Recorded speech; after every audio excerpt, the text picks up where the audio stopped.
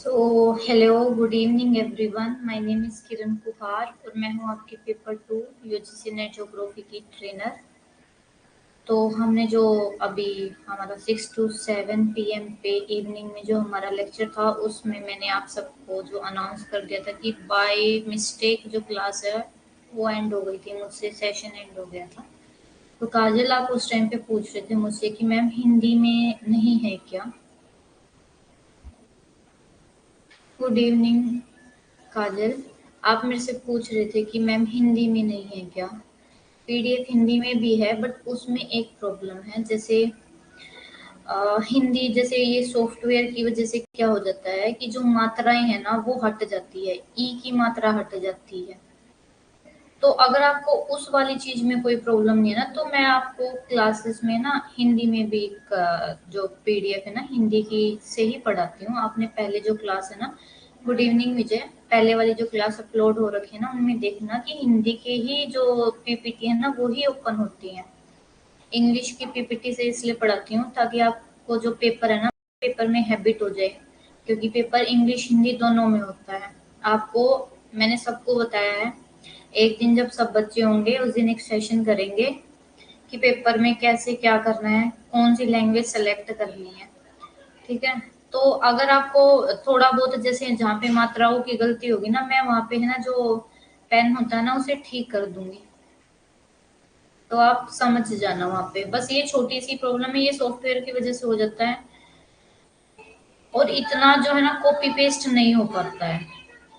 जितना copy paste करते हैं ना उतना सारा प्रॉब्लम क्रिएट हो जाती है।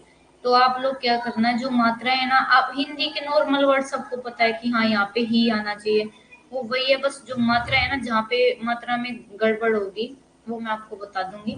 एक आधा जो वर्ड है जहाँ पे बड़ी ई की छोटी ई की मात्रा आती है ना, वो छोटी ई की मात्रा की जगह ल हो जाता है। तो वो थोड़ा सा प्रॉब्लम क्रिएट हो रखी है। तो आप उसके साथ क्या है, थोड़ा सा एडजस्ट कर लेना। ठीक है।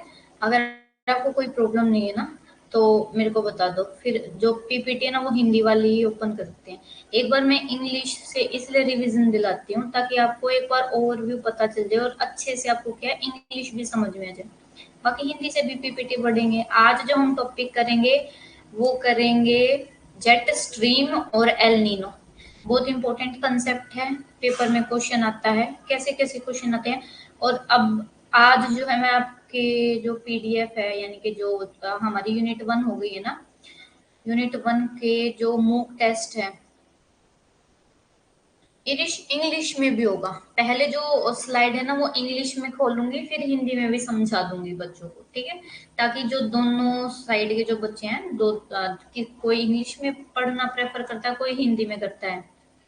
हाँ, मैं इंग्लिश हिंदी दोनों समझा दूंगी। और मैं ये कह रही थी कि अभी जैसे हमारी यूनिट 1 हो गई है तो उसके जो मॉक टेस्ट है वो अपलोड हो जाएंगे। आज मैं पीडीएफ सेंड कर दूंगी टेक्निकल टीम को। तो अब तक जो भी हमारे प्रीवियस क्वेश्चन थे ना 2012 टू हमारे 2023, जितने भी जो जैसे अभी हमारे जियोमॉर्फोलॉजी कंप्लीट हो गए तो जियोमॉर्फोलॉजी के जो सारे क्वेश्चन हैं वो दे दिए जाएंगे। तो आपको क्या करना है, वो मॉक टेस्ट अच्छे से करना है। ठीक है। उनको रिवाइज करते रहना। और साथ साथ मैंने जो पीडीएफ है वो भी रिकमेंड किया है, जो एक ऐप है क्वेश्चन की सिर्फ ज्योग्राफी के लिए है। और जो बच्चे अभी नए जुड़े हैं ना हमसे, वो क्या है कि अपना मेरे को व्हाट्सएप नंबर यहाँ पे दे दो ताकि मैं आपको जो हमारा व्हाट्सएप ग्रुप है वहाँ पे आपको ऐड कर लूँ। और जैसे मैं लिंक शेयर करती हूँ ऐप के जिसपे आप क्वेश्चन सोल्व करो तो वो आप भी उसका जो है यूज कर सको, फायदा उठा सको। तो 2-4 मिनट और वेट कर लेते हैं, फिर जो अपना लेक्चर है वो शुरू करते हैं।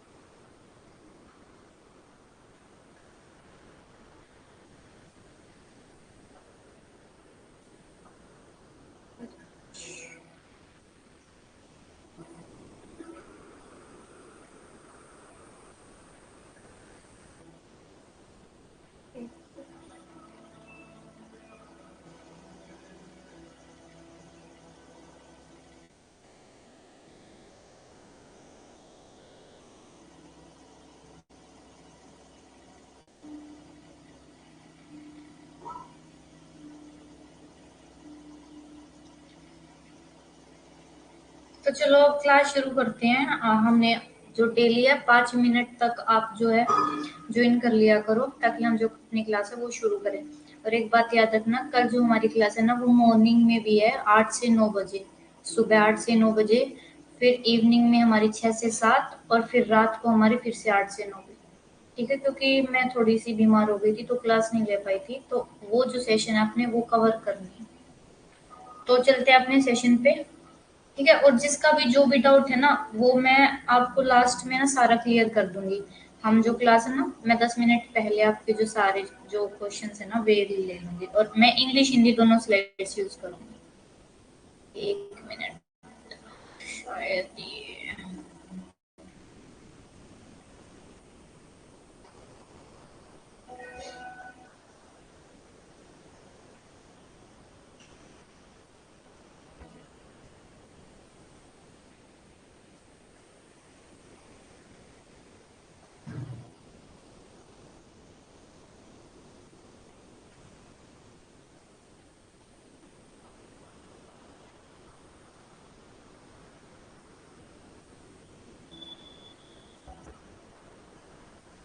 हो जाना।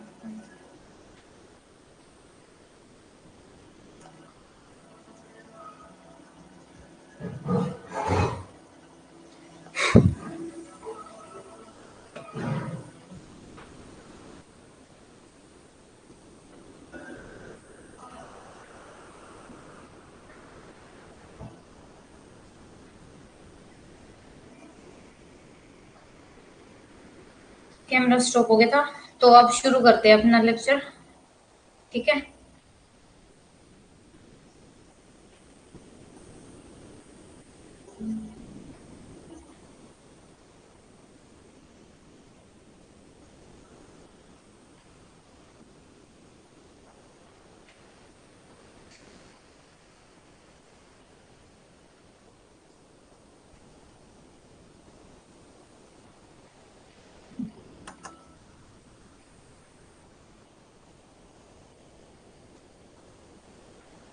तो देखो प्रीवियस क्लास में हमने क्या कंप्लीट किया है। प्रीवियस क्लास में हमने टाइप ऑफ विंड कंप्लीट कर लिया। ये देखो बस यहाँ पे क्या है, हिंदी में और सब कुछ सही लिखा रहता है। जैसे ये छोटी वाली जो मात्रा ना वो हट जाते हैं। यहाँ पे है प्रचलित या स्थायी हवाएं, या हमारा है ये अपरिवर्तनीय,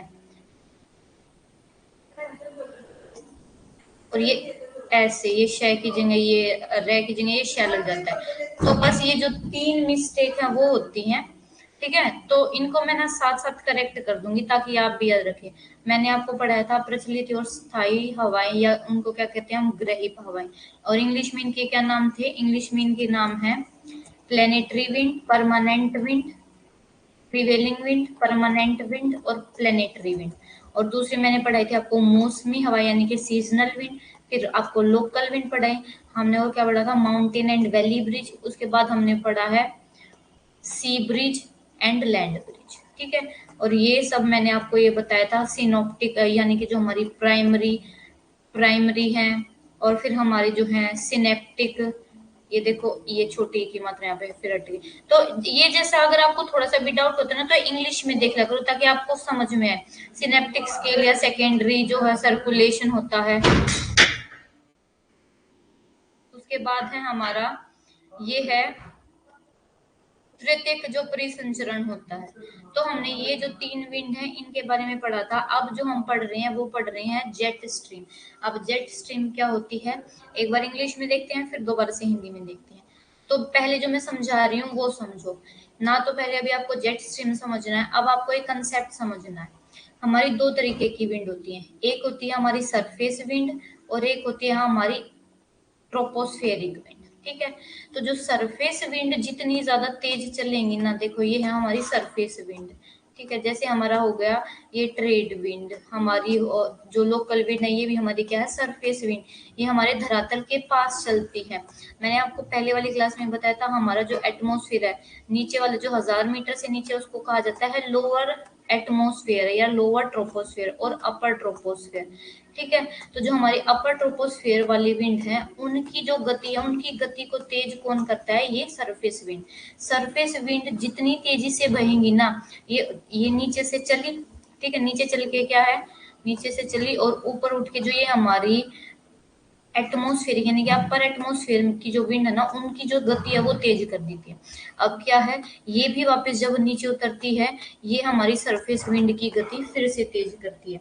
तो देखो ये जैसे हमारी जेट स्ट्रीम हो गई, जेट स्ट्रीम हो गई हमारी, जो हमारे ऊपरी जो वातावरण है, ऊपरी वातावरण में हमारी जेट स्ट्रीम, और निचली वातावरण में होगी जैसे हमारी पूर्वी विंड हो गई, ट्रेड विंड हो गई, हमारी वेस्टर्ली विंड हो गई, पोलर विंड हो गई, और भी हमारी लोकल विंड है। ठीक है, तो ये क्या, जो सरफेस विंड है, सरफेस विंड हमारी जो अपर ट्रोपोस्फेयर है उनकी गति को तेज करती है, और जो अपर ट्रोपोस्फेयर की जो विंड है वे हमारी जो सरफेस विंड है उनकी गति को क्या करती है, उनको और गति प्रदान करती है, जिसके कारण जो ये हमारी सरफेस विंड है ये क्या है, और तेजी से चलती है।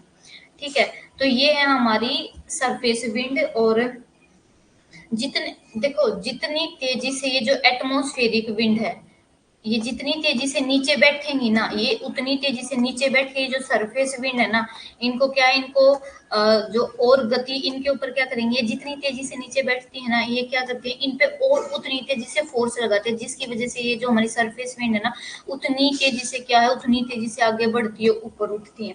ऐसे ही देखो एग्जाम्पल देखते हैं हमारी, जैसे मॉनसून के टाइम पे ये हमारी साउथ की जो ट्रेड विंड है वो आती है। ठीक है, ये हमारा 0 डिग्री है, ये 0 डिग्री, ये साउथ की ट्रेड विंड है। जब हमारे नॉर्दर्न हेमिस्फीयर में आ जाते हैं, सबको पता कोरियोलिस इफेक्ट की वजह से इनकी डायरेक्शन चेंज हो जाती है। ठीक है, तो देखो ये तो होगी हमारी सरफेस विंड। अब इन सरफेस विंड की डायरेक्शन को कौन ज्यादा इंटेंसिफाई करता है, देखो जो हमारे ऊपर जेट स्ट्रीम जो बह रही है ना, ये जेट स्ट्रीम क्या करती है, बहुत तेजी से नीचे उतरती है, और नीचे उतर के जो हमारी सरफेस विंड है ना, इनको और तेजी से आगे चलती है, इनको और तेजी से क्या है, आगे चलती है और गति प्रदान करती है। ठीक है, तो ये है हमारा सरफेस विंड और जेट स्ट्रीम का कंसेप्ट। सरफेस विंड क्या होती है और हमारी जेट स्ट्रीम कंसेप्ट क्या होती है। ठीक है, अब है हमारा जेट स्ट्रीम। जेट स्ट्रीम क्या होता है, अब इसकी कुछ प्रॉपर्टीज है हमें ये याद रखने की। जो जेट स्ट्रीम हमारी है, स्ट्रॉन्ग और रैपिडली मूविंग सरकम पोलर अपर वेस्टर्ली एयर है। अब ये सरकम पोलर ये देखो, क्षोभ मंडल की ऊपरी सीमा में कुछ 100 किलोमीटर की चौड़ाई से एक संकीर्ण बेल्ट में मजबूत और तेजी से चलने वाली सर्कल, ये क्या है, सरकम पोलर। अब ये सरकम पोलर विंड है, जैसे ये हमारा अर्थ है।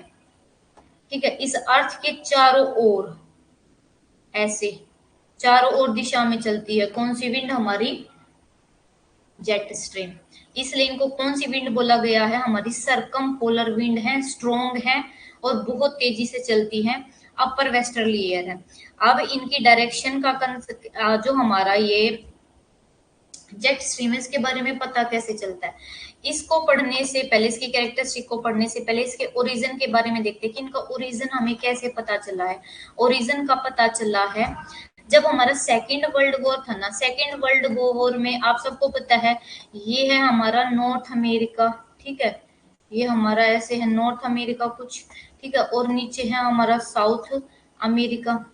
ठीक है, तो है ना, सेकेंड वर्ल्ड वॉर के टाइम पे क्या था, दूसरे विश्व युद्ध के बाद ये था कि जो दूसरे विश्व युद्ध में ये था कि जो अमेरिका है ना, अमेरिका के जो जेट प्लेन है ना, ईस्ट डायरेक्शन से, जब ये है ईस्ट, ठीक है, और ये है वेस्ट, जब जापान की तरफ जाते हैं, तो वे है ना जापान की तरफ जा रहे थे ईस्ट से वेस्ट।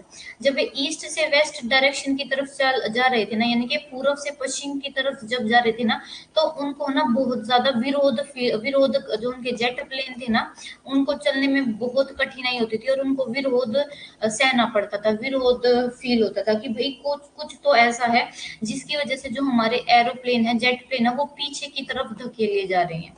ठीक है, तो और जब ये ईस्ट टू वेस्ट जा रहे थे इनको, तब तो ये फील हुआ, लेकिन जब ये वेस्ट टू, अब जापान से जब अमेरिका की तरफ जाते थे ना, तो इनके लगता था कि इनकी जो स्पीड है ना, वो बहुत तेजी से क्या है, इंक्रीज हो रही है। तो तब इस कंसेप्ट का पता चला था कि जो अपर ट्रोपोस्फेयर है, अपर ट्रोपोस्फेयर में एक विंड चलती है जिसका क्या नाम है, जिसका नाम है जेट स्ट्रीम। और एक इसकी डायरेक्शन क्या है, जेट स्ट्रीम की डायरेक्शन याद रखना, वेस्ट टू ईस्ट डायरेक्शन में चलती है। मैंने आपको जो हमारी फर्स्ट क्लास हुई थी उसमें 2-3 विंड बताई थी, ईस्टर्ली, वेस्टर्ली और पोलर। तो ईस्टर्ली जो विंड है उनकी डायरेक्शन कैसे होती है, ईस्ट टू वेस्ट, यानी कि ईस्ट डायरेक्शन से वेस्ट डायरेक्शन की तरफ चलते हैं। और वेस्टर्ली कौन सी होती है, जो वेस्ट टू ईस्ट। ठीक है, तो जो हमारे जेट स्ट्रीम है ना, जेट स्ट्रीम हमारी वेस्टर्ली विंड का ही एक टाइप है, जो कि हमारे ऊपरी जो एटमोसफियर है उसमें बहती है। ठीक है, तो अब देख लेते हैं, ये तो मैंने आपको समझा दिया कि जो जेट स्ट्रीम है, जेट स्ट्रीम का जो जेट स्ट्रीम की खोज है, ये पूछते हैं कि जेट स्ट्रीम की खोज द्वितीय विश्व युद्ध विश्व युद्ध के दौरान की गई थी, जब अमेरिकी जेट बॉम्बर लड़ाकू विमानों ने जापान की ओर उड़ान भरते समय विपरीत दिशा में हवा के संचलन में अवरोध पाया। ठीक है, जिसके परिणाम स्वरूप क्या हुआ कि जो जेट है, जेट के वेग में उल्लेखनीय कमी आई। ठीक है, लड़ाकू विमान के, लेकिन जब वे लौट के आते थे ना, लौटते समय उनकी जो गति है, उनके वेग में उल्लेखनीय क्या दर्ज करी गई, वृद्धि दर्ज की गई। जब ठीक है, तो इस वजह से क्या है, जो हमारा जेट स्ट्रीम है, जेट स्ट्रीम को का हमारा पता चला कि भाई कोई हमारी विंड है जिस जो अपर एटमॉस्फेयर में बहती है, उसका क्या नाम है, जेट स्ट्रीम। ये क्या है, अपर वेस्टर्ली विंड है। अब अपर वेस्टर्ली एयर क्यों बोला गया है, इसकी डायरेक्शन क्या है, वेस्ट टू ईस्ट, इसलिए इसको क्या बोला गया है, वेस्टर्ली विंड, यानी कि हमारी पश्चिमी पवनी, पछुआ पवने जिनको बोलते हैं। अब ये कहां से कहां तक, between poles and 20 degree latitude in both hemisphere. अब जेट स्ट्रीम के बारे में एक बात याद रखना, जेट स्ट्रीम का क्या नेचर है, एक हमारा होता है समर, यानी कि एक होती है गर्मी, एक होती है सर्दी। ये देखो, ये क्या है, 0 डिग्री, और ये क्या है, 0 डिग्री। ठीक है, अब हम इसके ना कैरेक्टरिस्टिक में पढ़ेंगे कि जो जेट स्ट्रीम है कब हमारे 0 डिग्री तक आ जाती है, और कब हमारी ये जो जेट स्ट्रीम है ये 0 डिग्री से ऊपर चली जाती है।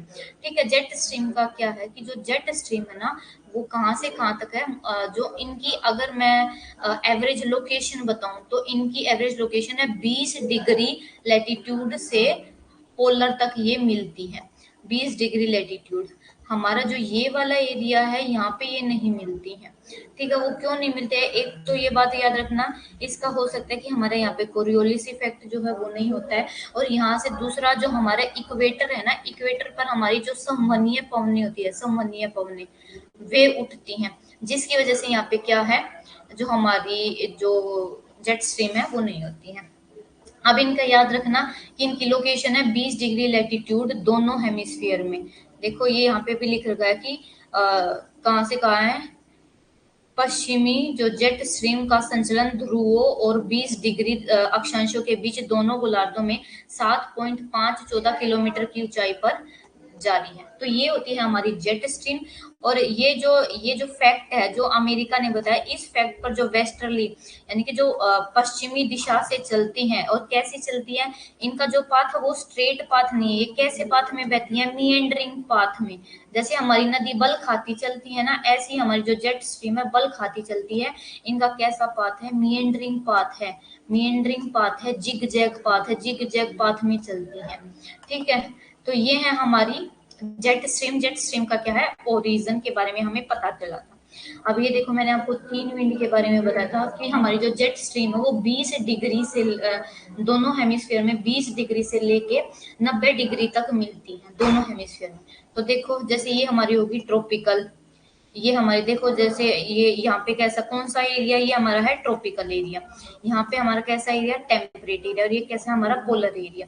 यानी कि हमारा विषुवत रेखीय जो हमारा क्षेत्र है, और हमारा ध्रुवीय क्षेत्र है, और हमारे ये सब ध्रुवीय, यानी कि या सब ये वाला जो एरिया है, जो हमारे पोलर, जैसे ये हमारा पोलर एरिया, पोलर एरिया के पास जो लगता है उसको क्या बोलते हैं, सब पोलर, या हमारा उपध्रुवीय। ठीक है, और जो हमारा टेम्परेट के पास लगता है, यानी कि जो ट्रॉपिकल एरिया के पास लगता है वो है, यानी कि उष्ण कटिबंधीय क्षेत्र। जो टेम्परेट एयर है, यानी कि यहाँ पे कैसा मौसम होता है, गर्मियों में अधिक गर्मी, सर्दियों में अधिक सर्दी।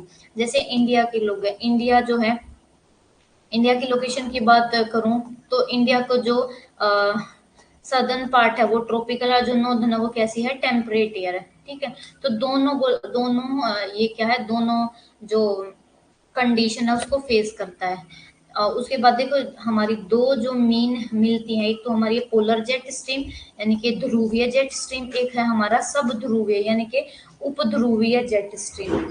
ठीक है, तो अब पहले इसकी प्रॉपर्टी पढ़ लेते हैं कि जो जेट स्ट्रीम है उसकी क्या क्या प्रॉपर्टी है। तो देखो जो जेट स्ट्रीम है ना, जेट स्ट्रीम का संचलन ऊपरी शोभ मंडल में है। अब मैंने आपको बता दिया, ये देखो ये हमारा है ट्रोपोस्फियर, ट्रोपोस्फियर यानी कि शोभ मंडल, उसके दो पार्ट हैं, लोअर ट्रोपोस्फियर और हमारा है अपर ट्रोपोस्फियर।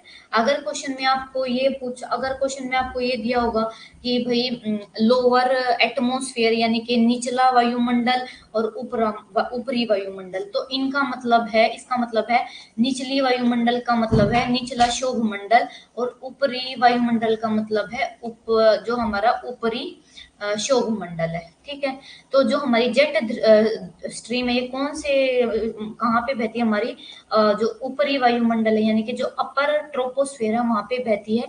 इनकी कितनी ऊंचाई है, 7 पॉइंट, ये जो ऊंचाई है। अब ये जो प्रॉपर्टीज है, प्रॉपर्टीज आपको क्यों याद रखनी है, देखो जेट स्ट्रीम दे देंगे लिख के कि जेट स्ट्रीम के रिगार्डिंग कौन सी कैरेक्टरिस्टिक ठीक है, तो आपको 4 कैरेक्टरिस्टिक दे देंगे, इसकी प्रॉपर्टी दे देंगे, लिख देंगे कि इसकी इतनी ऊंचाई है, ये इस पाथ में चलती है और वेस्ट टू ईस्ट इसकी डायरेक्शन है। तो आपको ये देखना है कि कौन सी ठीक है और कौन सी गलत है। आपको बस ये जो 7 लिख रखी है ना, ये 7 ही याद रखनी है, इसके अलावा कुछ भी याद नहीं रखना है। ठीक है, तो जो हमारी जेट स्ट्रीम है, जेट स्ट्रीम का संचलन का हमारे अपर शोभ मंडल में है, 7.45 से 14 किलोमीटर की ऊंचाई पर, कुछ 100 किलोमीटर चौड़ाई की, यानी कि जो ऊंचाई है, ऊंचाई कितनी है 7 से 14 किलोमीटर है और चौड़ाई कितनी है 100 किलोमीटर की चौड़ाई है। ठीक है, एक संकीर्ण बेल्ट में पश्चिम से पूर्व की ओर होता है। ठीक है, अगर हम एवरेज बात करें तो जो जेट स्ट्रीम की लंबाई है वो हजारों किलोमीटर से लेके और चौड़ाई कुछ 100 किलोमीटर और गहराई कुछ किलोमीटर तक होती है। ठीक है, दोनों गोलार्धों में ध्रुवों और 20 डिग्री अक्षांशों के बीच जो हमारी जेट स्ट्रीम है उनको देखा गया है। जेट स्ट्रीम को वर्टिकल, एक मिनट, वर्टिकल जो जेट स्ट्रीम है, तो जो जेट स्ट्रीम है, जेट स्ट्रीम को क्या बोला गया है, वर्टिकल शियर। देखो फर्स्ट जो हमारी है वो क्या है, सर्कुलेशन क्या है जेट स्ट्रीम की, जेट स्ट्रीम हमारी डायरेक्शन है west to east, narrow belt. Jet stream की जो डायरेक्शन है वो कैसी है, वेस्ट टू ईस्ट यानी कि पश्चिम से पूर्व दिशा की ओर बहती है ये। ठीक है, और पश्चिम से पूर्व दिशा की ओर बहती है यानी कि वेस्ट टू ईस्ट, और ये क्या है, ये कुछ 100 किलोमीटर की चौड़ाई में ये बहती है, 7 से 14 किलोमीटर की। आपको इसकी ऊंचाई भी याद रखनी है, चौड़ाई भी याद रखनी है। दूसरा ये कह रहा है कि जो जेट स्ट्रीम है, जेट स्ट्रीम क्या है, कुछ किलोमीटर लंबी है, लेंथ में है, कुछ मीटर चौड़ी है और कुछ किलोमीटर गहरी है।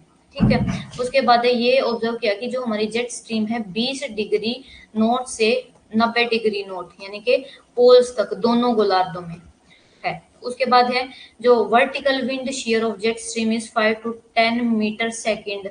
अब ये वर्टिकल जो विंड शेयर है यहाँ पे, इसका मतलब क्या है कि जब हमारी जो, एक मिनट, जो हमारी यहाँ पे जो विंड है, यहाँ पे वर्टिकल शेयर का मतलब है, वर्टिकल का मतलब होता है ऊर्ध्वाधर, ऐसे नीचे से जब ऊपर की तरफ चलते हैं। तो जो ये वर्टिकल विंड शेयर है, शेयर का मतलब होता है शेक होना, ये कितना है, वर्टिकल विंड शेयर हमारा जेट स्ट्रीम का है 5 से 10 मीटर पर सेकेंड। ठीक है, इसका मतलब है जो विंड की वेलोसिटी है अबव और below jet stream decrease by 1836 kilometre per hour. ठीक है, तो ये है कि जो विंड की स्पीड है, विंड की स्पीड अबव और बिलो जेट स्ट्रीम से क्या है, जैसे ये जेट स्ट्रीम से नीचे नहीं है तो क्या है, डिक्रीज होती जाती है। अब लेटरल विंड शेयर क्या होता है, ये तो होता है हमारा वर्टिकल विंड शेयर, नीचे से होगा। अब लेटरल विंड शेयर आपको पता है जब किनारे ऐसे, पार्श्विक विंड शेयर। ठीक है, पार्श्विक विंड शेयर इसका कितना है, 5 मीटर पर सेकेंड, ये आपको याद कर लेना। अब मिनिमम वेलोसिटी जेट स्ट्रीम की कितनी है, 108 किलोमीटर पर आवर। ये जो हमारा विंड शेयर है, विंड शेयर का मतलब है कि जो विंड, जैसे वर्टिकल, वर्टिकल का पता है ऊर्ध्वाधर, या तो ऊपर से नीचे लगा लो या नीचे से ऊपर लगा लो, इसमें दोनों ये गति किस में आती है, हमारी ऊर्ध्वाधर में। तो जब ऐसे चलती है तो विंड की स्पीड कितनी होती है, 5 से 10 मीटर पर आवर, यानी कि 18 से 36 किलोमीटर पर आवर, ये इतनी इनकी स्पीड होती है। और लेटरल विंड शीट यानी कि जब किनारों, यानी कि जब साइड से, पार्श्विक किनारों से जब बहती है तो इनकी स्पीड कितनी है, 5 किलोमीटर पर आवर, यानी कि 18 किलोमीटर। और अगर इनकी मिनिमम वेलोसिटी, मिनिमम स्पीड देखे जेट स्ट्रीम की, तो वो कितनी है, 30 मीटर। ठीक है। उसके बाद है इनका कैसा पाथ है, सर्कुलेटरी पाथ या वेवी पाथ और मिएंडरिंग या जिगजैग पाथ। मैंने पहले भी बताया इनका पाथ कैसा है, वेवी पाथ है, मिएंडरिंग पाथ है। This become strong. अब देखो ये पॉइंट बहुत ज्यादा इंपॉर्टेंट है, आपको असर्शन रीजन में दे देंगे कि जो हमारा जेट स्ट्रीम है कब स्ट्रॉन्ग होती है, तो हमारी जो जेट स्ट्रीम है वो होती है स्ट्रॉन्ग विंटर सीजन में। विंटर सीजन मतलब हमारी सर्दियों में है। और जो विंड की जो स्पीड होती है वो क्या हो जाती है, ट्वाइस हो जाती है, यानी कि पहले अगर 44 किलोमीटर पर आवर बह रही थी तो सर्दियों में कितनी हो जाएगी, 88 किलोमीटर पर आवर। ठीक है। और समर सीजन से क्या है, दुगनी हो जाएगी। मैक्सिमम विंड वेलोसिटी यानी कि मैक्सिमम विंड की स्पीड है 480 किलोमीटर पर आवर। अब क्या है, जो एक्सटेंट मैंने बता दिया, एक्सटेंट का मतलब है कि इनका एरिया, ये कितने, कहाँ, किस एरिया से कहाँ तक फैली है। तो 20 डिग्री से लेके हमारा पोलर एरिया तक ये फैली हुई है। ये कह रहा है कि जो जब हमारा समर होता है ना, यानी कि जब हमारी गर्मी होती है, गर्मी तो हमारे 20 डिग्री से ऊपर ही मिलती है, लेकिन जब सर्दी आती है ना, सर्दी में इनका एक्सटेंशन है ना 20 डिग्री से भी नीचे हो जाता है। ठीक है। तो यही दे रखा है। ये विंड की गति मैंने बता दी, जो ये जेट स्ट्रीम की गति। और ये बता दिया कि इनका जो परिसंचरण है, यानी कि जैसे ये किस पाथ में चलते हैं, इनका पाथ है वेवी पाथ या मिएंडरिंग पाथ। उसके बाद है, ये कहते हैं कि ये सर्दी के मौसम में तेज हो जाती है, यानी कि इनकी स्पीड क्या है, तेज हो जाती है। और गर्मी के मौसम में हवा का वेग क्या है, 2 गुना हो जाता है। ठीक है। और सबसे अधिक वेग इसका कितना है, 480 किलोमीटर। और ग्रीष्म ऋतु के दौरान, ये वही बात है कि जो अब हमारा समर है, समर में ये कहाँ तक फैल जाता है, यानी कि ग्रीष्म ऋतु में, गर्मियों में ये 20 डिग्री तक रहता है। लेकिन सर्दियों में क्या होता है,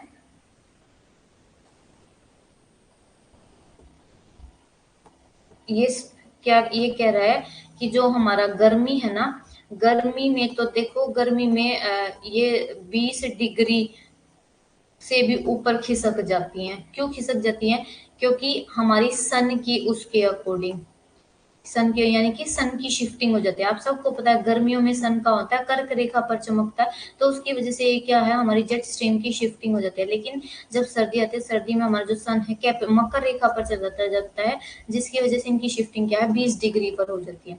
तो ये सारे क्या है, ये इसके हैं पॉइंट्स, प्रॉपर्टीज जो आपको अच्छे से याद रखनी है। अब देखो, ये एक सरकमपोलर विंड है, यानी कि सरकमपोलर का मतलब है जो हमारे पूरे ग्लोब है, पूरी पृथ्वी उसके चारों तरफ बहती है, चारों ओर बहती है। तो इसलिए इनको क्या बोला जाता है, हमारा सरकमपोलर विंड बोला जाता है हमारी जेट स्ट्रीम को। अब ये देखो, ये क्या है, जेट स्ट्रीम का की साइकिल है। ठीक है। जेट स्ट्रीम का क्या है, साइकिल है। ये ये इसकी क्या है, ये इसकी दे रखी है जेट स्ट्रीम की, तो टाइप दे रखी है। ये जेट स्ट्रीम की क्या है, साइकिल दे रखी है कि इस ये है ना, 4 साइकिल में क्या होती है, देखो पेज कहाँ गया, 1 मिनट।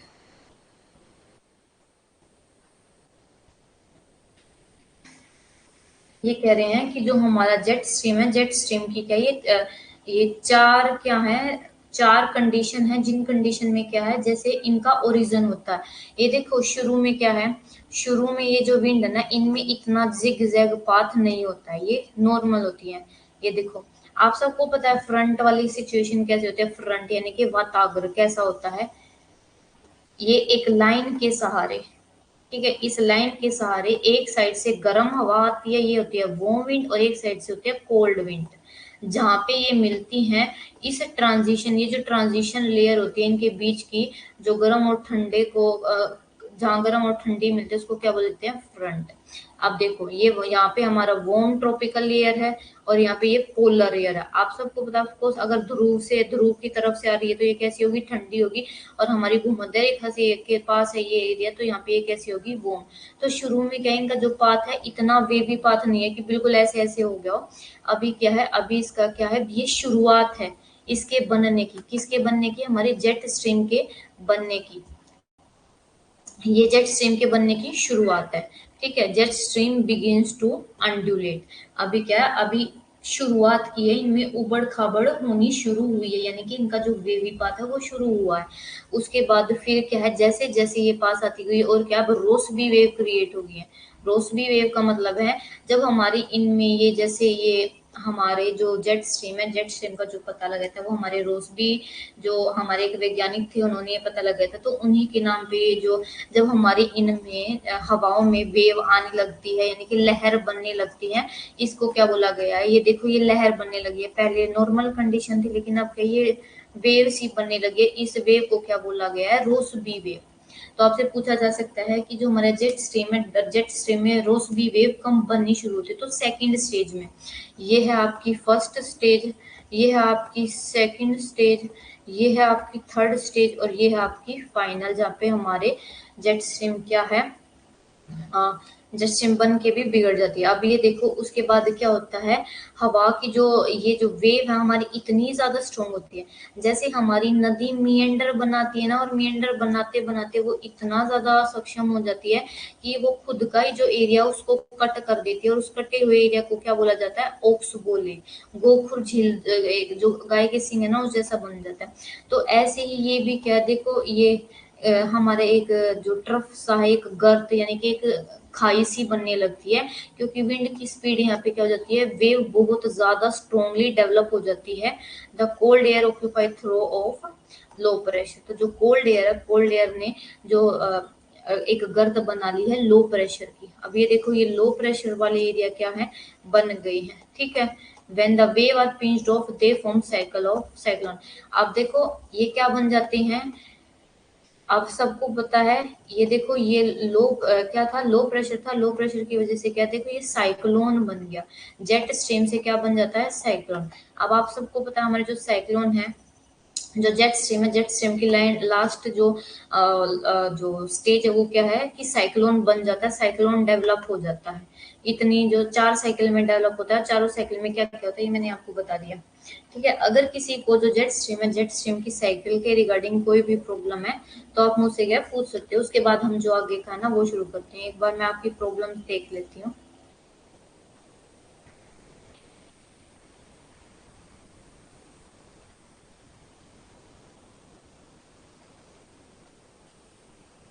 ओहो, आपने बताया नहीं कि जो कैमरा ये स्टॉप हो गया, ये हो गया, इसको आज क्या हो गया है।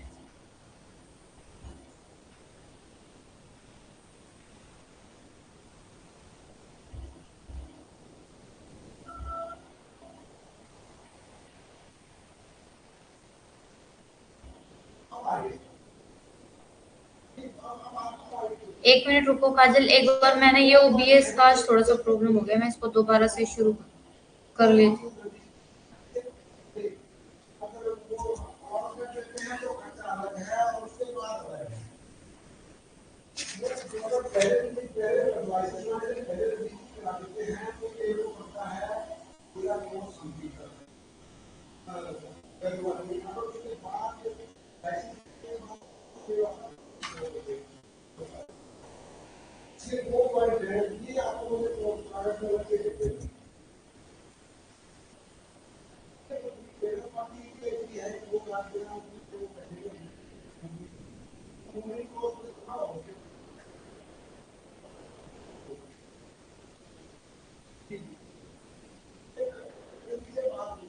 काजल, इतने आप मेरे को ये बताओ, आपको क्या जो हमारा ये जो साइकिल है, जैसे जैसे हमारे जो जेट स्ट्रीम है, जेट स्ट्रीम का जैसे जैसे ओरिजिन होता है, ये 4 स्टेज, ये आपको दोबारा समझानी है।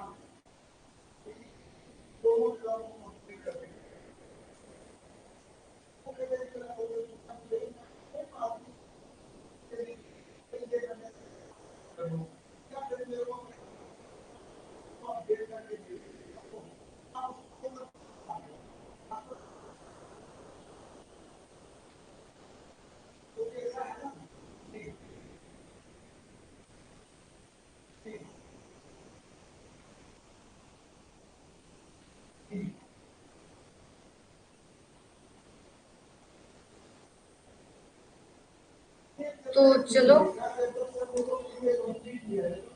आ गया समझ में। तो अगर नहीं आया तो मैं दोबारा से समझा देती हूँ। तो अब आगे चलते हैं, अगर समझ में आ गया है तो।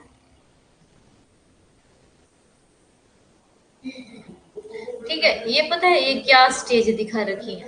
ये दिखा रखी है कि कैसे हमारी जो स्ट्रेट पाथ में जो विंड बह रही थी, ऐसे वो कैसे स्ट्रेट पाथ से वेव भी फॉर्म ले लेती है। कैसे जो स्ट्रेट पाथ से कैसे वेव भी फॉर्म लिए। देखो ये स्ट्रेट पाथ से शुरू हुआ है और साइक्लोन पे एंड हुआ है। ठीक है, तो ये है हमारी जो जेट स्ट्रीम है।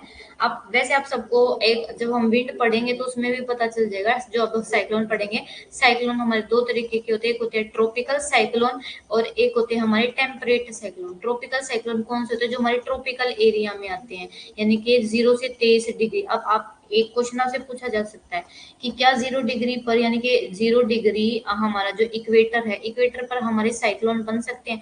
तो इक्वेटर एरिया पर कभी भी साइक्लोन नहीं बनते, क्योंकि यहाँ पे कोरियोलिस फोर्स कितना होता है? 0।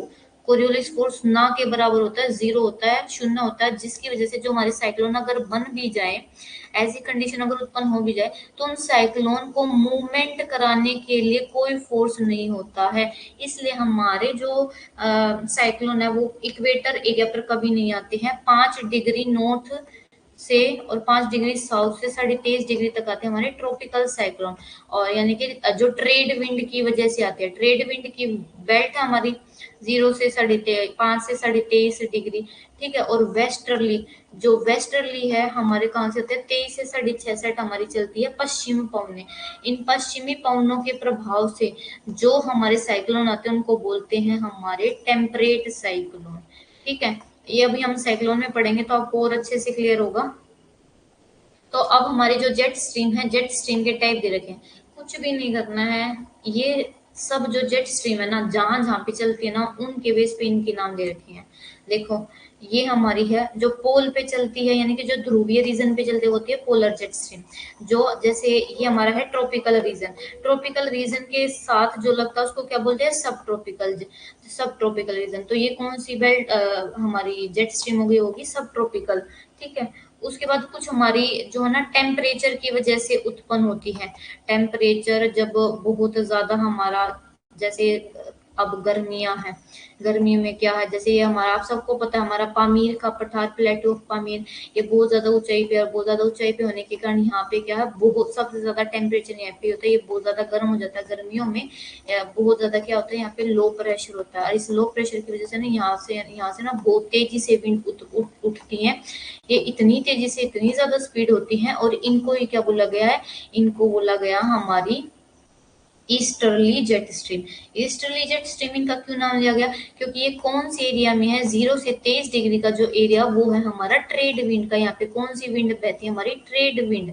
और ट्रेड विंड को ही हम कौन सी विंड बोलते हैं? ईस्टर्ली। और ईस्टर्ली विंड की डायरेक्शन क्या है? East to west. इसलिए भी वैसे अगर हमसे पूछा जाए कि नॉर्मली हमारे जेट स्ट्रीम की डायरेक्शन क्या होती है, तो वो होती है हमारे वेस्ट टू ईस्ट। लेकिन जैसे ये हमारी कुछ लोकल विंड होती है, लोकल जेट स्ट्रीम होती है, वो किसकी वजह से उत्पन्न होती है? बहुत ज्यादा टेम्परेचर तब हो जाता है, उस टेम्परेचर के कारण हमारी ये विंड जैसे भारत में उत्पन्न होती है। ये भारत में आप सबको पता है गर्मियों में क्या होता है, ये राजस्थान वाला एरिया, और ये क्या है, यहाँ पे बहुत ज्यादा लो प्रेशर हो जाता है। इस लो प्रेशर की वजह से क्या है, हमारी विंड उठती हैं। इन अपर विंड को क्या बोला गया है? Easterly jet stream. और देखो ये साउथ से हमारी, आप सबको पता है, इस लो प्रेशर को कवर करने के लिए विंड चलती है साउथ से, ट्रेड विंड, साउथ की ट्रेड विंड। और ये साउथ की ट्रेड विंड चलती हैं, इसकी दो ब्रांच हो जाती है, एक अरेबियन ब्रांच हो जाती है, एक हमारी बे ऑफ बंगाल ब्रांच। तो ये जो हमारी ईस्टर्ली ऊपर से उठी थी ना पामीर की से, ये क्या है, ये बहुत तेजी से नीचे बैठती हैं, और ये हमारी मानसून विंड है ना, इनको क्या है, एनर्जी प्रोवाइड करते हैं, और ये क्या है, ये और तेजी से आगे बढ़ती हैं, जिसकी वजह से हमारा जो इंडिया है, इंडिया में बारिश होती है। ठीक है, तो देखो ये क्या है, हमारे पोलर फ्रंट जेट स्ट्रीम। अब आपको पता है फ्रंट का मतलब समझ में आ गया ना, फ्रंट क्या होता है? फ्रंट होता है जहां पे हमारी दो अलग अलग कैरेक्टरिस्टिक वाली विंड मिलती है, यानी कि एक की कैरेक्टरिस्टिक है कि वो गर्म है, वॉर्म है, और एक की कैरेक्टरिस्टिक है कि वो कोल्ड है। जब ये वॉर्म और कोल्ड विंड मिलती हैं एक लाइन के सहारे, तो उनको क्या बोला जाता है, उसको बोला जाता है फ्रंट। ठीक है, तो पोलर फ्रंट, ये देखो ये होगा हमारा पोलर फ्रंट जेट स्ट्रीम।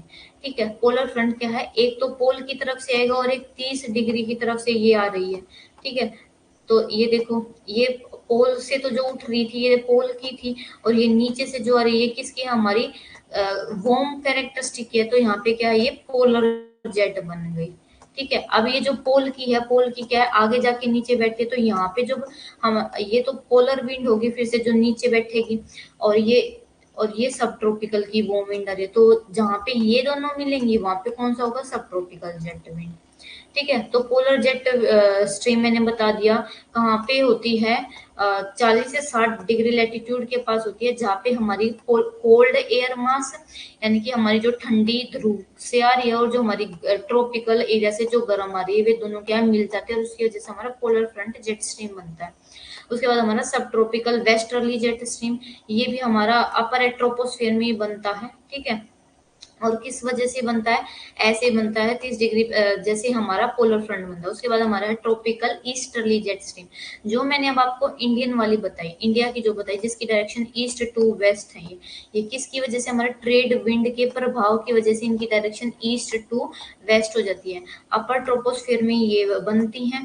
ठीक है, easterly trade wind over India and Africa, Africa पे भी जो हमारा, जो इंडिया और जो अफ्रीका है ना, उस पे क्या है, इंडिया और अफ्रीका, ये इंडिया है, इंडिया के पास पास जो भी हमारा ये अफ्रीका वाला, और ये जो सेंट्रल एशिया है जहाँ पे हमारा ईरान है, इराक है, यहाँ पे भी है ना, जिस जिस स्थान पे, जैसे ईरान के पास जो चलती है वहां पे इराक की जेट स्ट्रीम नाम दे दे, ये लोकल नेम, आपको इतने याद रखने की जरूरत नहीं है, बस इंडिया का इसलिए याद रखने की जरूरत है क्योंकि इस विंड, इस जेट स्ट्रीम की वजह से इंडिया की जो मॉनसून है, मॉनसून में ये इम्पोर्टेंट रोल प्ले करती है। ठीक है, ये ये देखो, ये हमारा है पोलर जेट स्ट्रीम, ये देखो ये चारों तरफ बहती है, ये परमानेंट है, ये हमारी है सब ट्रॉपिकल। और जब गर्मियों में ये हमारा जो तिब्बत का प्लेटू है, यहाँ पे तिब्बत प्लेटू ये गर्म हो जाता है, तो इसकी वजह से एक विंड उत्पन्न होती है ईस्ट टू वेस्ट डायरेक्शन, ये देखो ऐसे बैठती है, और यहाँ से जो हमारी जो मॉनसून विंड साउथ जो पार करके आ रही है, सदर्न हेमिस्फीयर यहाँ से जो पार करके आ रही है, ये क्या करते हैं, इनको और तेजी से बढ़ा देती है। ये तो जो मानसून है ये तो सरफेस विंड होगी, लेकिन जो हमारी ये जेट स्ट्रीम, ये कैसी हमारी अपर विंड है, जो हमारी सरफेस विंड की को एनर्जी प्रोवाइड करती है, और हमारे जो भारत है, भारत में फिर अच्छी बारिश होती है। तो ये मैंने आपको बता दिया जेट स्ट्रीम के टाइम क्या है, पोलर फ्रंट जेट स्ट्रीम, यानी कि ध्रुवीय वाताग्र जेट स्ट्रीम, फिर हमारा है सब ट्रॉपिकल वेस्टर्ली जेट स्ट्रीम, उसके बाद हमारा ट्रॉपिकल ईस्टर्ली जेट स्ट्रीम। ठीक है, अब एक होती है हमारी पोलर नाइट जेट स्ट्रीम। ये पोलर नाइट जेट स्ट्रीम से इसका मतलब ये नहीं है कि जो हमारी पोल ध्रुव पे होती है, नहीं, जो अब आपको पता है हमारी जो लेयर है, कितनी लेयर है, हमारी ट्रोपोस्फियर है, स्ट्रेटोस्फियर है, तो इस स्ट्रेटोस्फियर में है ना, रात के समय बन जाती है, इसको हम स्टेट, जो पोलर नाइट जेट स्ट्रीम, इसको हम स्ट्रेटोस्फेरिक सब पोलर जेट स्ट्रीम भी बोल देते हैं। ये विंटर में उत्पन्न होती है हमारी स्ट्रेटोस्फेयर में, यानी कि हमारे समताप मंडल में। किसकी वजह से, बहुत ज्यादा टेम्परेचर ग्रेडियंट की वजह से। टेम्परेचर ग्रेडियंट क्या होता है कि एक जगह तापमान बहुत ज्यादा, एक जगह तापमान बहुत कम, इसको क्या बोलते हैं, इसको बोलते हैं टेम्परेचर ग्रेडियंट, यानी कि तापमान प्रवणता।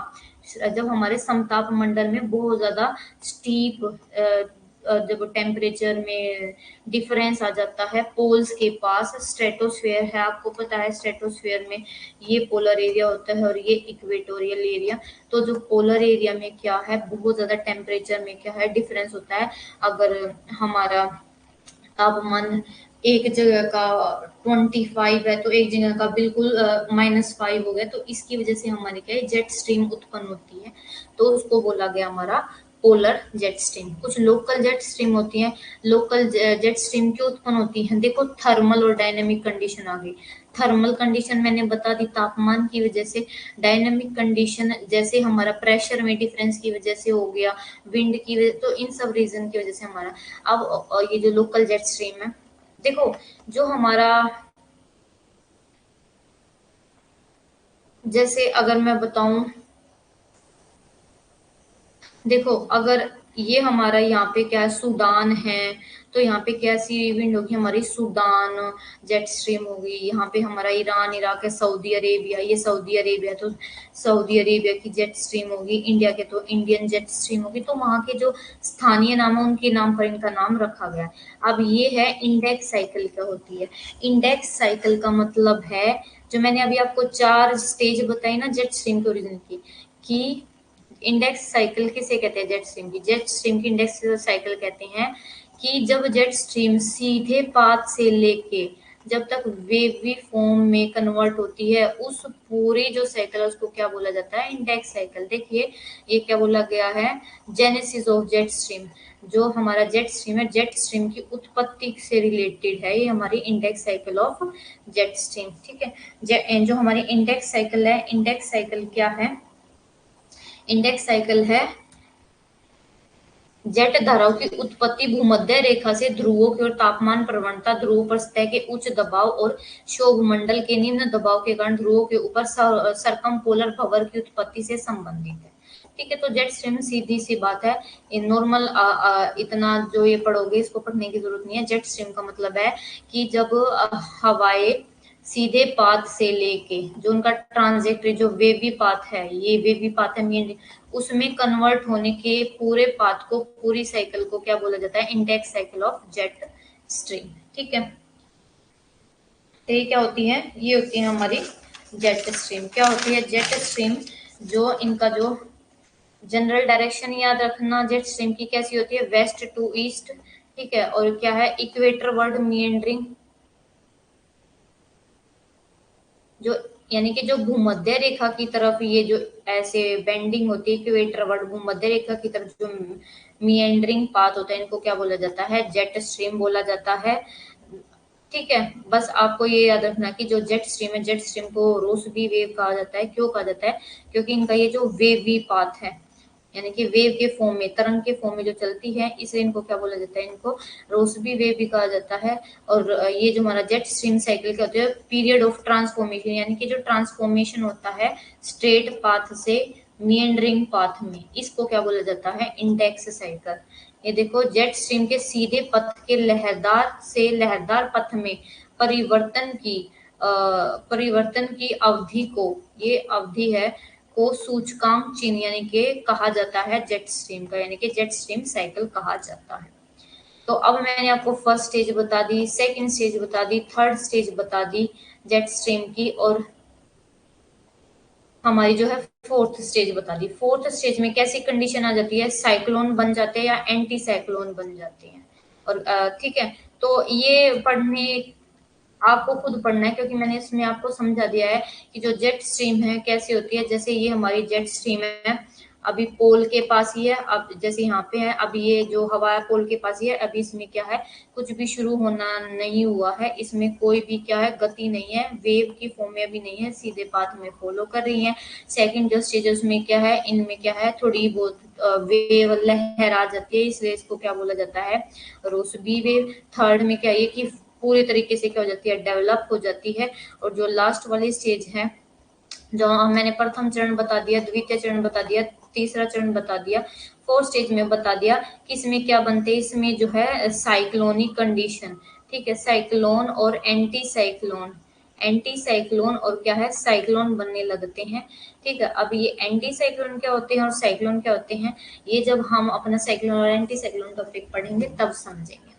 ठीक है, अब जेट जो स्ट्रीम है, जेट स्ट्रीम की इंपोर्टेंस क्या है, सिग्निफिकेंस, सिग्निफिकेंस का मतलब है क्या महत्व है हमारा जो जेट स्ट्रीम है, जेट स्ट्रीम को हम क्यों पढ़ रहे हैं। सबसे पहले कि जो जेट स्ट्रीम है ना, जेट स्ट्रीम की उत्पत्ति का अभी भी क्या है, ठीक से हमें पता नहीं चल पाया है।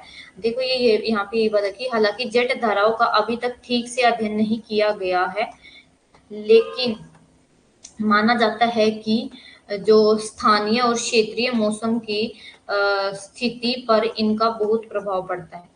जेट स्ट्रीम की ढंग से स्टडी नहीं हुई है, लेकिन ये इतना अब तक जो फैक्ट है हमारे पास उससे ये पता चला है कि जो हमारा स्थानीय जो भी मौसम होता है उस पर इन जेट स्ट्रीम का क्या बहुत इफेक्ट पड़ता है।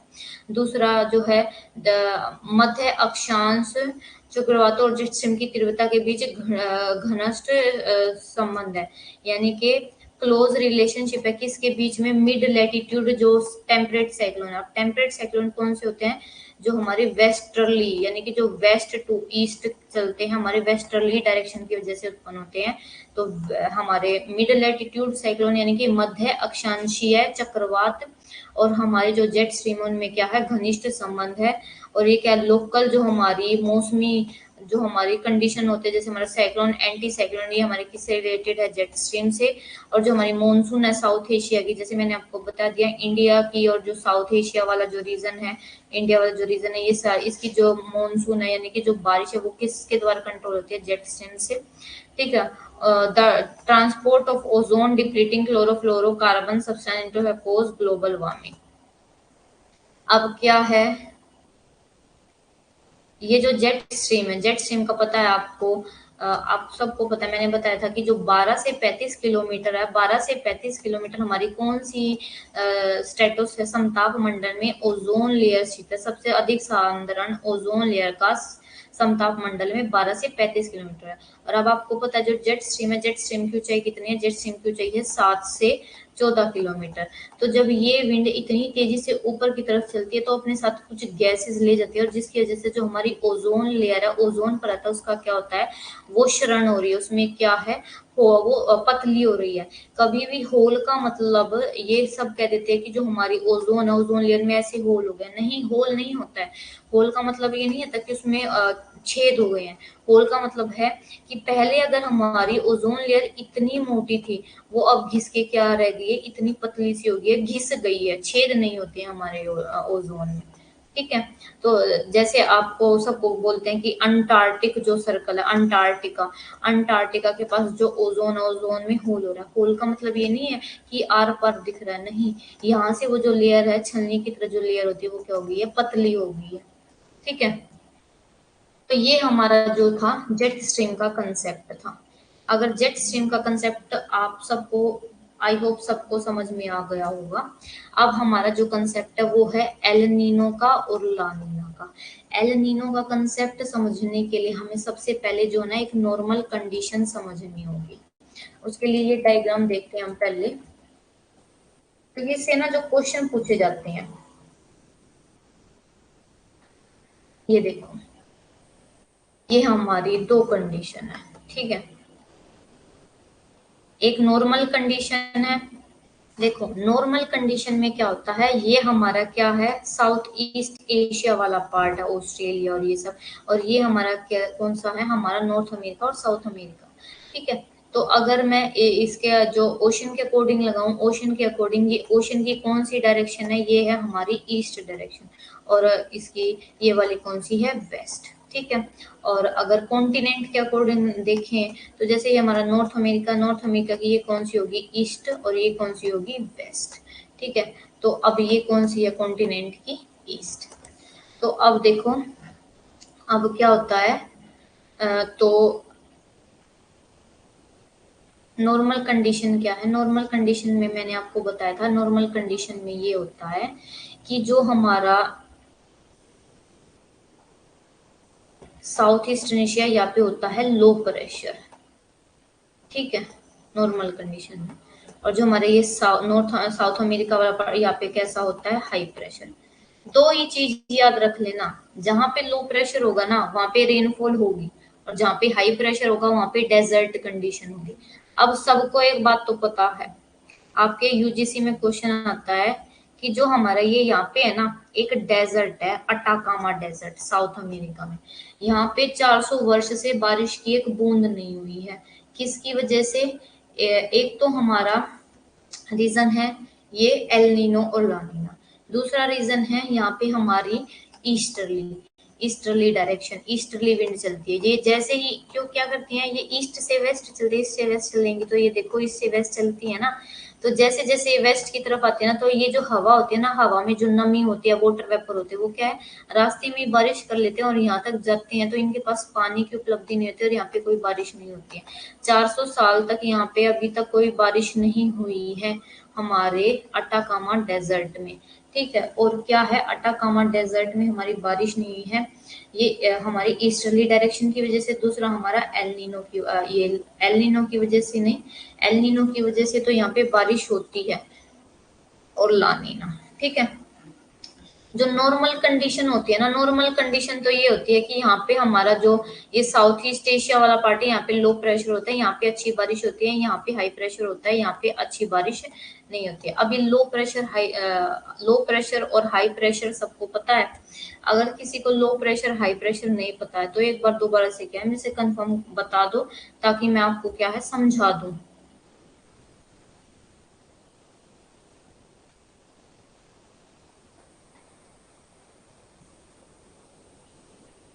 क्लास नहीं चल रही है मतलब आपको पीपीटी शो नहीं हो रही है क्या?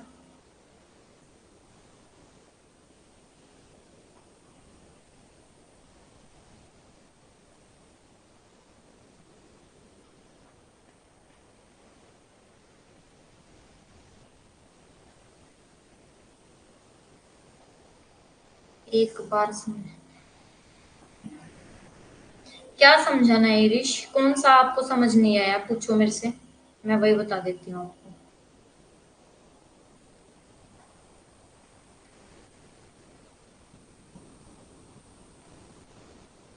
टाइप कर दो एक बार, मेरे को पता चल जाएगा कि आपको क्या समझ में नहीं आया।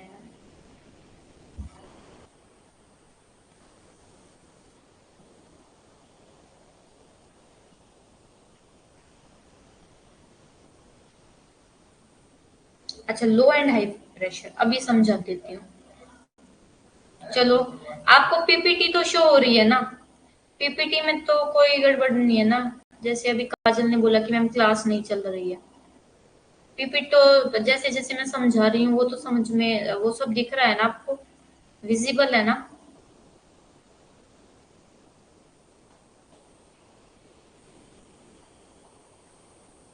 जल्दी से बताओ एक बार, आई थिंक विजिबल ही है।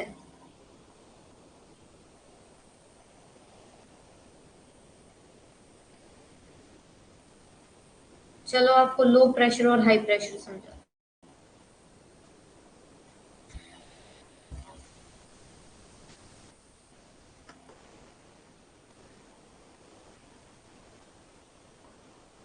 अच्छा, अब ये लो प्रेशर और हाई प्रेशर क्या होता है, देखो, ये प्लेस ए है, ये प्लेस बी है।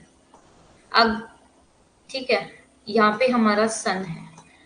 ठीक है, अगर यहाँ पर टेम्परेचर ज्यादा है, तापमान ज्यादा मिल रहा है, तो यहाँ पे जो प्रेशर है वो क्या होगा, लो प्रेशर होगा। प्रेशर क्या होगा, लो, ये इनवर्स रिलेशन।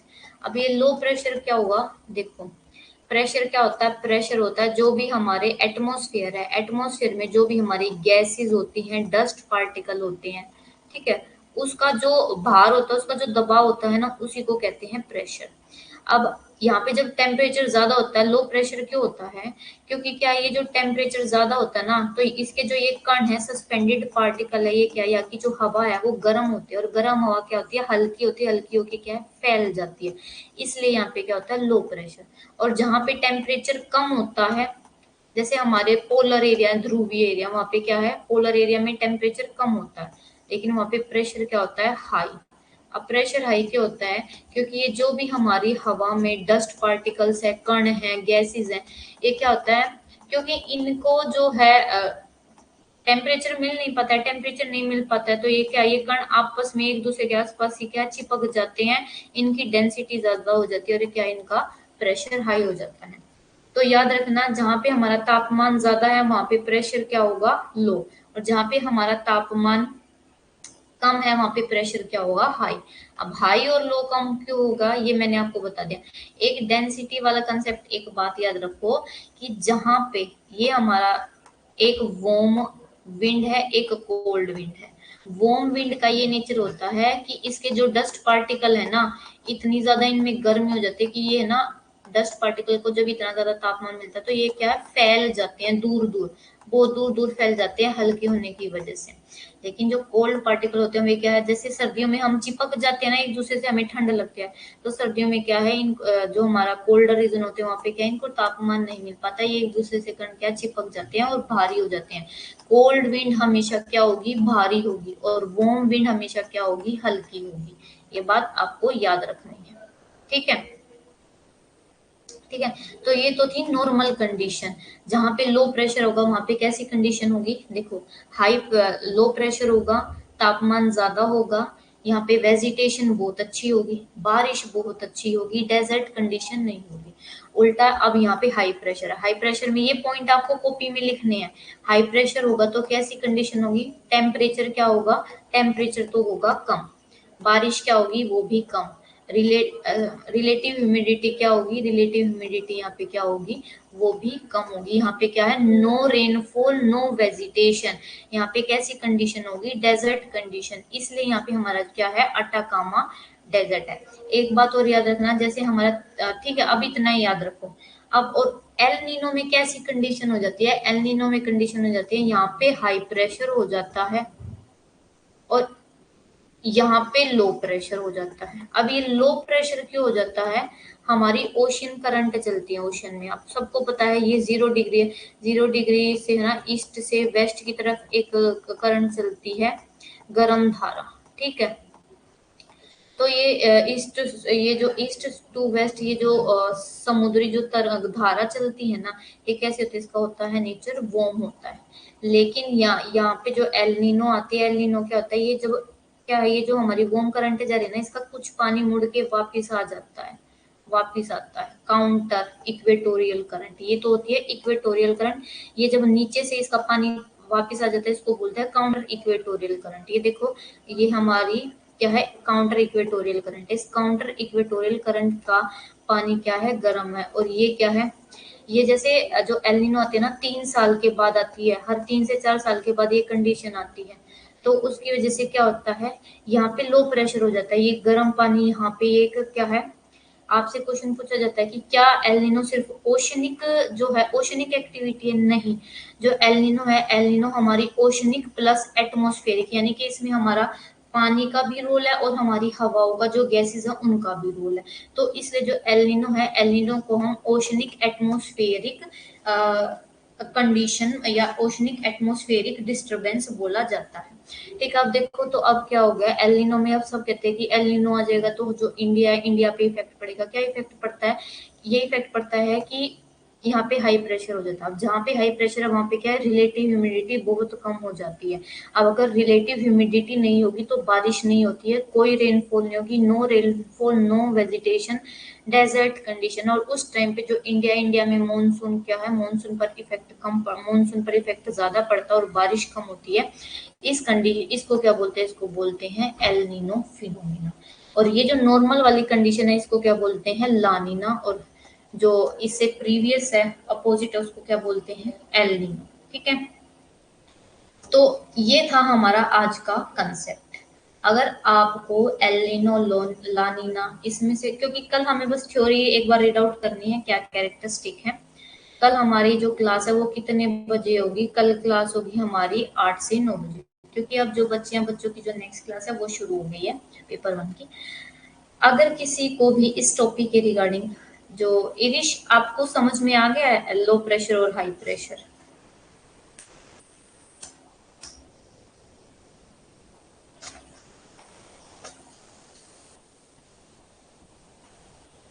जल्दी से बताओ, आपको जो लो प्रेशर और हाई प्रेशर, आई थिंक सबको समझ में आ गया होगा। हाँ, तो अब कल क्या है, कल हमने विंड पढ़नी है, लोकल विंड, और जो हमारा मॉनसून वाला जो कंसेप्ट है ना, वो जब हम इंडियन ज्योग्राफी करेंगे वो करेंगे, क्योंकि अभी यहाँ पे क्या हो जाएगा, बहुत वास्ट हो जाएगा, क्योंकि हमें इंडियन ज्योग्राफी में तो वो पढ़ना ही पढ़ना है।